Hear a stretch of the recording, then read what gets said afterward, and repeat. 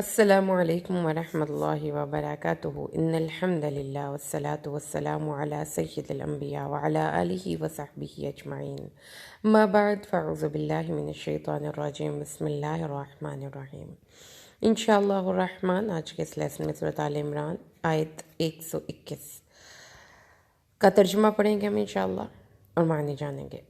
وَإِذْ اور جب غدوتا تو نکلا اپنے گھر سے، من اہلی کا اپنے گھر سے، تبوی المؤمنین تو جگہ بتا رہا تھا مؤمنین کو، مقاعد للقتال لڑنے کی جگہ، واللہ سمیع علیم اور اللہ سننے والا علم رکھنے والا ہے۔ یہ آیتیں یہاں جیسا کہ ہم نے پچھلے لیسن میں پڑھا تھا بڑی ڈیٹیل میں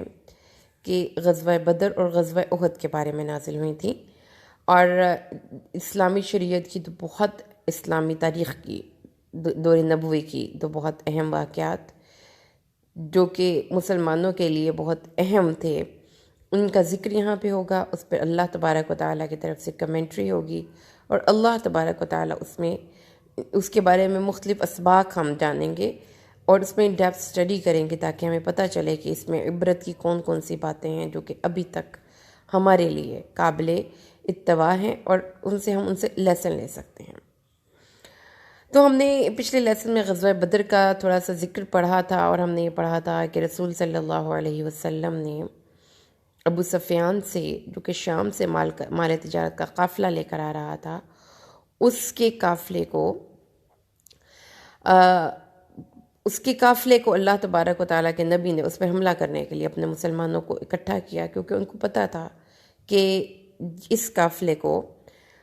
کا جو مال ہوگا وہ مسلمانوں کے خلاف لگے گا، اور ابو سفیان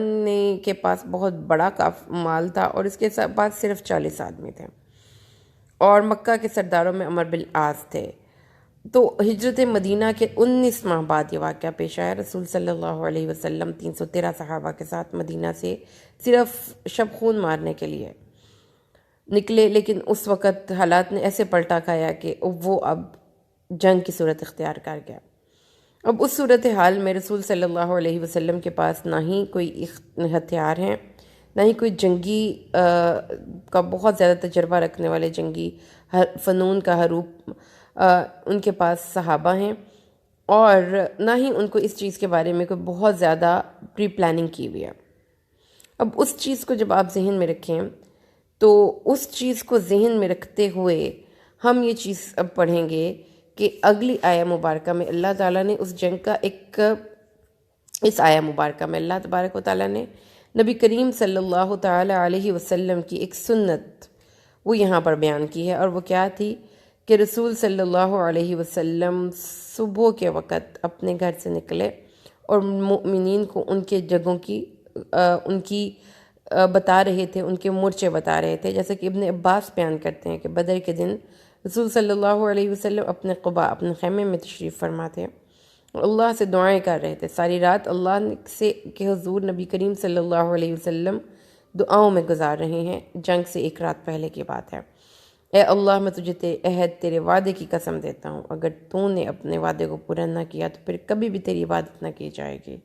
اور پھر اس کے بعد رسول صلی اللہ علیہ وسلم نے صحابہ کو رات کو بریف کر دیا، گائیڈ کر دیا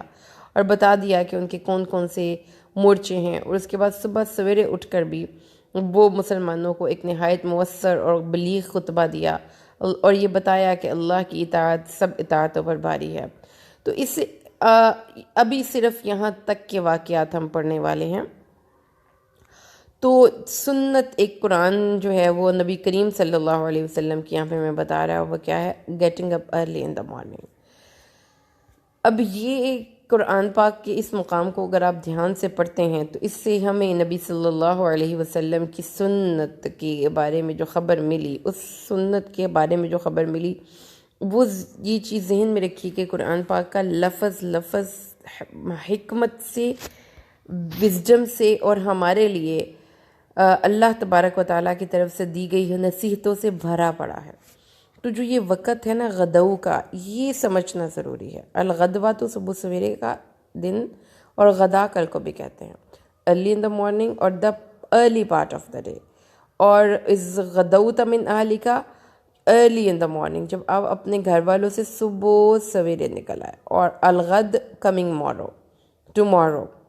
فیوچر کے بارے میں یوز کیا جاتا ہے ورڈ، ٹھیک ہے. تو غدون، غدوون، اور پھر غدوی والآصال، یہ ورڈ بہت زیادہ استعمال ہوگا قرآن پاک میں جب اللہ تعالیٰ نے اپنے مؤمنین کو یہ کہا ہے کہ اللہ کے سامنے وَاذْكُرْ رَبَّكَ فِي نَفْسِكَ تَضَرُّعًا وَخِيفَةً دُونَ الْجَهْرِ مِنَ الْقَوْلِ بِالْغُدُوِّ وَالْآصَالِ. غدو کا مطلب سمجھ میں آ گیا، early in the morning, before sunrise, سورج کے نکلنے سے پہلے اٹھ کر اللہ کو یاد کیا کرو. اللہ تعالیٰ نے اپنے نبی کو اس بات میں حکم دیا، کیونکہ وذکر جو ہے وہ امپیریٹیو ہے، حکمیہ سینٹنس ہے. اور یاد کر اپنے پروردگار کو اپنے نفس میں تضرعاً، عاجزی سے، اور چپکے چپکے، اور آواز کو ظاہر کر کے نہیں، اور وقت بھی بتا دیا، صبح اور شام. غافلوں میں سے نہیں ہونا. اللہ تعالیٰ نے دیکھیں کتنی بڑی تاکید کی ہے، چپکے چپکے عاجزی سے صبح اور شام یہ کام کرنا ہے. اور ایسا نہیں کرنا کہ ایک دن کر دیا اور ایک دن چھوڑ دیا. غافل نہیں،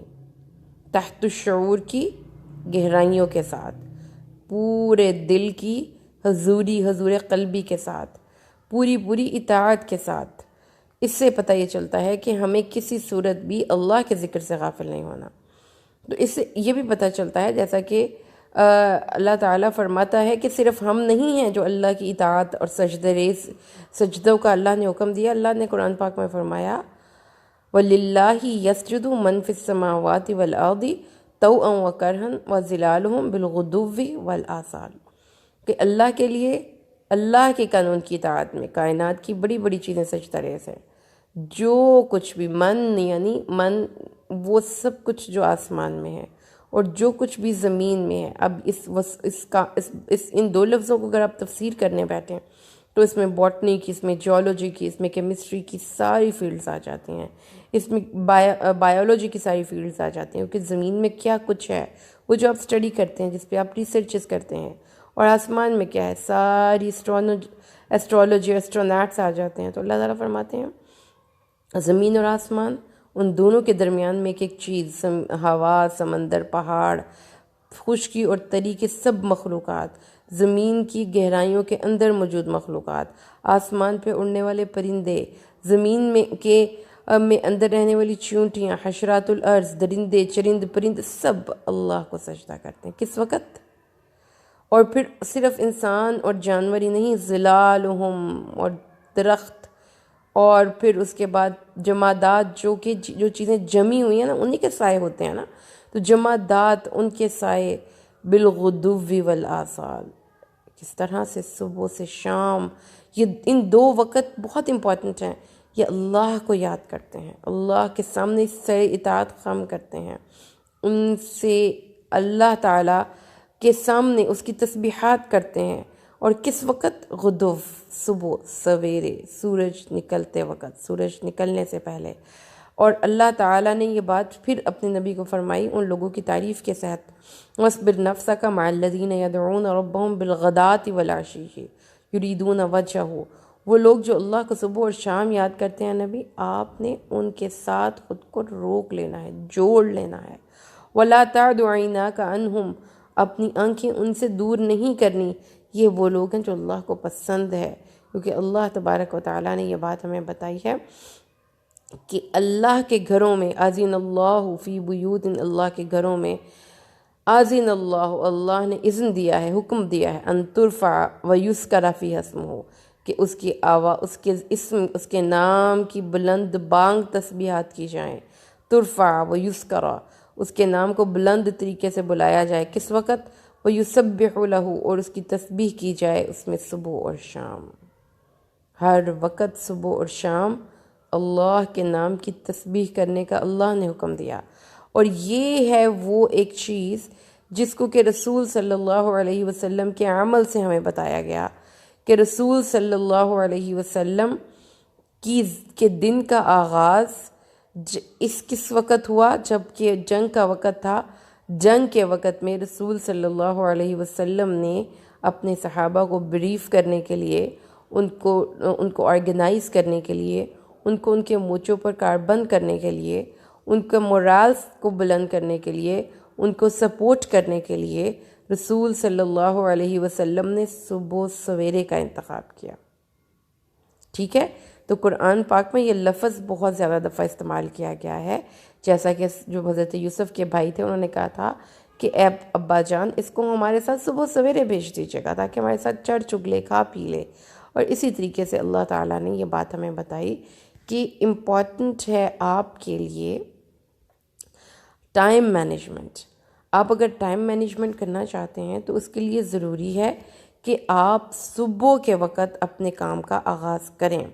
کیونکہ رسول صلی اللہ علیہ وسلم کی حدیث ہے بخاری کی، آپ صلی اللہ تعالی علیہ وسلم نے فرمایا کہ رات کے کسی بھی پہر، جب کہ ایک شیطان جو ہوتا ہے نا، شیطان وہ رات کی کسی بھی آ کر جب آپ سو جاتے ہیں تو اس حدیث کو بخاری نے اس طریقے سے نقل کیا ہے۔ آئیے ہم اسی حدیث کے الفاظ پڑھتے ہیں۔ رسول صلی اللہ تعالی علیہ وسلم کا ارشاد پاک ہے کہ رات کو سوتے وقت شیطان آدمی کے سر کے پیچھے 3 گرہیں لگا دیتا ہے، اور ہر گرہ پر یہ پھونک مار دیتا ہے کہ سو جا، ابھی بہت رات باقی ہے۔ پھر اگر کوئی بیدار ہو کر اللہ کی یاد کرنے لگا تو ایک گرہ کھل گئی، جب اس نے وضو کیا تو دوسری گرہ کھل گئی، اور پھر وہ اپنے لیے نماز کے لیے جائے نماز پر کھڑا ہو گیا تو تیسری گرہ کھل گئی۔ اسی طرح صبح کے وقت وہ آدمی چاقو چوبند اور خوش مزاج رہتا ہے، ورنہ سست اور بد مزاج رہتا ہے، اور اس کے بعد جب کہ وہ نہیں اٹھتا تو پھر کیا ہوتا ہے، شیطان انسان کے کان میں پیشاب کر کے نکل جاتا ہے اس وقت جب وہ فجر کے بعد تک بھی سویا رہتا ہے۔ تو جو میں نے آپ کو یہ بات بتانی تھی اس مقام پر وہ یہ تھی کہ رسول صلی اللہ تعالی علیہ وسلم کی سنت اور آپ کی قرآن پاک کی جو آیات، اور پھر آپ صلی اللہ علیہ وسلم کا ایک طرز حیات، اس میں یہ چیز ہے کہ ایک مومن کے لیے تو پھر کوئی چوائس ہی نہیں کہ وہ دیر تک سوتا رہے۔ اس نے تو صبح اٹھنا ہی اٹھنا ہے، قرآن کا واضح حکم ہے اٹھو اللہ کو یاد کرو، اور جو صبح کے وقت اللہ کو یاد کرتا ہے اٹھ کر، تو اس کے بارے میں کیا ہے کہ وہ ایک ایسے مضبوط قلعے میں آ جاتا ہے کہ وہ سارا دن اللہ کی حفاظت میں رہتا ہے۔ اسی لیے حدیث کی کتابوں میں صبح اور شام کے اذکار آپ کو ملتے ہیں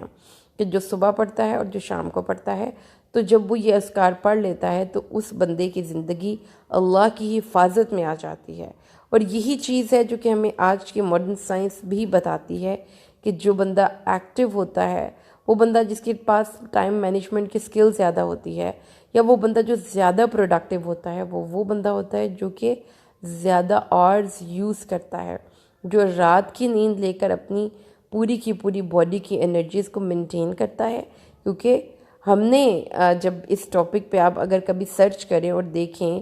کہ سونے اور جاگنے کے لیے جو بیسٹ ٹائم ہے وہ کیا ہے، سونے اور جاگنے کے بارے میں بیسٹ ٹائم کیا ہے، تو آپ یہ سن کر اور یہ پڑھ کر آپ کو بڑی حیرت ہوگی کہ ہم انسانوں کو اللہ تبارک و تعالیٰ نے ایک نیچرل ٹائم ٹیبل دیا ہے، ایک نیچرل کلاک دیا ہے۔ جب دن ہوتا ہے تو اس کا مطلب ہے کہ کام کیا جائے، اور جب رات ہوتی ہے تو اس کا مطلب ہے کہ آرام کیا جائے۔ رات کے وقت جو آرام کرنے کا فائدہ ہے وہ آپ کسی بھی صورت میں نظر انداز نہیں کر سکتے، کیونکہ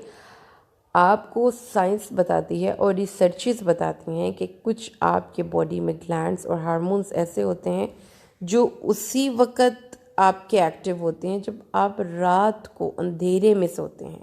اور اندھیرے کی نیند لیتے ہیں۔ آپ دن کے کسی بھی ٹائم پہ سونا تو ظاہر ہے ضرورت ہے، سونے کے بغیر تو گزارا نہیں۔ تو چوائس اگر ہم یہ کریں کہ ہم آدھا دن سوتے رہیں اور آدھی رات جاگتے رہیں، تو اس بندے نے نیچر سے ہٹ کر جب حرکت کی تو اس کے باڈی میں وہ جو ایک نیچرل ہارمونز بنتے ہیں وہ نہیں بنیں گے، وہ بندہ زیادہ ایکٹیو نہیں ہوگا، وہ زیادہ پروڈکٹیو نہیں ہوگا۔ کیونکہ آپ اگر جا کر سرچ کرتے ہیں تو آپ یہ دیکھیں گے کہ جب سارے دن میں ہمارے درخت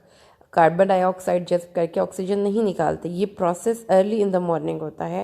کہ وہ جو فضا میں کاربن ڈائی آکسائڈ ہے وہ جذب کر رہے ہیں اور اس کے ساتھ وہ آکسیجن کو باہر نکال رہے ہیں۔ لہٰذا اسی لیے کہا جاتا ہے کہ صبح کی ہوا فریش ہوتی ہے، کیونکہ اس میں آکسیجن کی مقدار باقی دن کے حصوں میں سب سے زیادہ ہوتی ہے۔ اور دوسری چیز جو اس میں امپورٹنٹ ہے، آپ کو پتہ ہے آکسیجن ہمارے دماغ کے لیے اور اس کو فریش کرنے کے لیے ضروری ہے۔ جب آپ فریش ہوا میں اپنے آپ کو صبح اٹھیں گے اور واک کریں گے تو اس کا آپ کی باڈی اور آپ کی مائنڈ مینٹل ہیلتھ پر بہت اچھا اثر پڑے گا۔ دوسری چیز جو ہے وہ یہ ہے کہ اگر آپ یہ سمجھتے ہیں کہ اس سے کوئی فرق نہیں پڑتا اگر ہم واک نہیں کرتے، اوبیسٹی، موٹاپا، اس کے ساتھ ساتھ شوگر کا لیول کا ہائی ہو جانا، کولیسٹرول کا بڑھ جانا، آپ کے مینٹل سٹریسز، یہ سب کے سب دیر سے اٹھنے کی وجہ سے ہوتے ہیں۔ اور ایک اور چیز جو بڑی امپورٹنٹ میں نے پڑھی اسی ریفرنس میں، وہ یہ ہے کہ آپ کے دن کا جو سب سے امپورٹنٹ میل ہے وہ ہے آپ کا بریک فاسٹ۔ اور بریک فاسٹ کا مطلب ڈزنٹ مین کہ آپ جب بھی اٹھ کے کچھ کھائیں گے تو وہ بریک فاسٹ ہوگا، اس کا ایک پراپر ٹائم ہے اور وہ ٹائم نیچرل ٹائم ٹیبل کے ساتھ کنیکٹڈ ہے۔ اگر آپ صبح اٹھ کر انرجی لیول ہائی رکھیں گے تو آپ سارا دن انرجیٹک فیل کریں گے۔ اگر آپ اٹھتے ہی 12 بجے ہیں اور اٹھ کر اس وقت ناشتہ کرتے ہیں تو جو آپ کے باڈی نے مس کیا صبح کی تازی ہوا، وہ سب کا سب جو ہے اس کی کمپنسیشن نہیں ہو سکتی، اس کو کوئی بھی اور چیز کمپنسیٹ نہیں کر سکتی۔ اور یہ بات بھی جانیے کہ رات کی نیند ہمارے لیے اللہ کی طرف سے ایک بہت بڑی عطا ہے۔ صبح جلدی اٹھنا، جلدی سونا رات کو، یہ ہمارے دین نے ہمیں اس بات پہ پروپوگیٹ کیا ہے۔ ایون کہ ہمیں یہ تک گائیڈ کیا گیا ہے کہ اگر آپ کے کام کی نوعیت ایسی ہے کہ آپ کو رات کو دیر سے جاگنا پڑتا ہے، دیر تک جاگنا پڑتا ہے، تو آپ دوپہر کو 1-1.5 گھنٹہ کیلیولہ کر لیں تاکہ آپ صبح کے وقت کی جو بینیفٹس ہیں نا اس سے اپنے آپ کو محروم نہ کریں۔ یعنی ایک تو یہ کہ ہم ایٹماسفیئر کی فضا کی تازگی کی بات کر رہے ہیں، ہم اس کی آپ کے مائنڈ پہ فریش اثرات کی بات کر رہے ہیں، اور اس شیطان کی 3 گرہ کھلنے کی بات کر رہے ہیں فجر کی نماز پڑھنے کے ساتھ۔ لیکن اس کے ساتھ ساتھ جو فرشتوں کا، ملائکہ کا نزول ہوتا ہے جو ہمارے لیے برکت کا دروازے لاتے ہیں، اور جو حدیث میں آتا ہے کہ ہر روز تو ملائکہ اتر کے دعائیں مانگتے ہیں اللہ تعالیٰ جو خرچ کرتا ہے اس کو زیادہ دے۔ اور جو صبح کے وقت بقرآن الفجر، جو صبح اٹھ کر قرآن کی تلاوت کرتے ہیں، ان لوگوں کے جو لائف ہے اس میں جو وہ حاصل کرتے ہیں دنیا میں بھی اور دین میں بھی، وہ لوگ مس کر دیتے ہیں اور لوز کر دیتے ہیں جو رات دیر تک جاگتے ہیں اور دیر تک سوتے ہیں۔ کیونکہ یہ ساری باتیں آپ کو مل جائیں گی کہ ٹائم مینجمنٹ جتنے بھی لوگ اس دنیا میں ہیں اور جو اپنے ٹائم کو ایکسیلنٹلی مینج کرتے ہیں، اگر آپ ان کی لائف دیکھتے ہیں تو اس میں امپورٹنٹ رول یہی ہے کہ they get up early in the morning. وہ صبح اٹھتے ہیں اور اٹھ کر اپنی جو ہے اپنے ٹائم کو مینج کرتے ہیں، اپنی روٹین بناتے ہیں، اور اپنے ٹائم، عبادات، ہر چیز کے لیے ان کے پاس وقت ہوتا ہے۔ تو یہ چیز ضروری تھی۔ ایک اور چیز جو کہ اب چونکہ ذکر آ گیا تو میں تھوڑا سا آپ کو نیند کے بارے میں بتانا چاہتی ہوں، کیونکہ سونا تو بہت بہت ہماری سمجھ لیجئے کہ ضروری چیز ہے نا۔ شعور کو معطل کر دیتے ہیں، اعصابی نظام کو غیر فعال کر دیتے ہیں، آنکھ بند ہو جاتی ہے، ہمارا شعور جو ہے وہ سو جاتا ہے، اور انسان اپنے ماحول سے اور دنیا ما فیہا سے بے خبر۔ تو یہ ضرورت ہے، کوئی بھی انسان اس سے مبرہ نہیں، اور یہ انسانی کمزوری ہے۔ اسی وجہ سے اللہ نے اپنے آپ کو اس کمزوری سے ماورا قرار دیتے ہوئے فرمایا تھا آیت الکرسی میں، اللہ لا الہ الا هو الحی القیوم لا تأخذہ سینۃ ولا نوم، اللہ کو اونگ اور نیند نہیں آتی۔ اور جو رات کی نیند ہے، اللہ تعالیٰ نے اپنی رات کو اور رات کے پھیل جانے کو اپنی نشانی بتایا ہے۔ قرآن پاک میں آتا ہے وَمِن رَحْمَتِهِ جَعَلَ لَكُمُ اللَّيْلَ وَالنَّهَارَ وَلِتَسْكُنُوا فِيهِ وَلِتَبْتَغُوا مِن فَضْلِهِ وَلَعَلَّكُمْ تَشْكُرُونَ۔ اس نے اپنی رحمت سے دن اور رات بنائے تاکہ تم رات میں آرام کرو اور اس کا فضل تلاش کرو اور اس کے شکر گزار بنو۔ تو اللہ تعالیٰ کے نبی نے رات کے وقت کی بھی یہ چیز بتائی ہے کہ اللہ تبارک و تعالیٰ نے ہر چیز کو، دن اور رات کے ہر چیز کو ایک مقصد کے لیے پیدا کیا نا۔ تو نیند کے لیے رات ہے اور دن کی کام دن کے لیے ہے۔ تو جو بندہ رات کو جاگے گا اور دن کو سوئے گا تو بہت سی بیماریاں ہیں ایسی جو کہ صرف رات کے جاگنے کی وجہ سے یا رات کی پوری نیند نہ لینے کی وجہ سے ہوتی ہیں، جیسے کہ امیون سسٹم ڈیولپ نہیں ہوتا آپ کا اس طریقے سے جس طریقے سے کہ ان لوگوں کا ہوتا ہے جو کہ پراپر رات کو نیند لیتے ہیں۔ اور اسی طریقے سے ایک اور چیز جو بہت امپورٹنٹ ہے وہ یہ ہے، رسول صلی اللہ علیہ وسلم نے یہ چیز ہمیں سمجھائی اور بتائی ہے کہ رات کے بھی کچھ آداب ہیں اس کو جب آپ فالو کریں گے تو آپ کا اپنا بھلا ہے، کیونکہ یہ حکمت نبوی سے کچھ باتیں ہیں جو ہم آپ تک پہنچا رہے ہیں۔ آپ صلی اللہ علیہ وسلم نے فرمایا جب رات شام کی اذانیں ہوں مغرب کے وقت تو اپنے بچوں کو اپنے گھروں کے اندر رکھ لیں،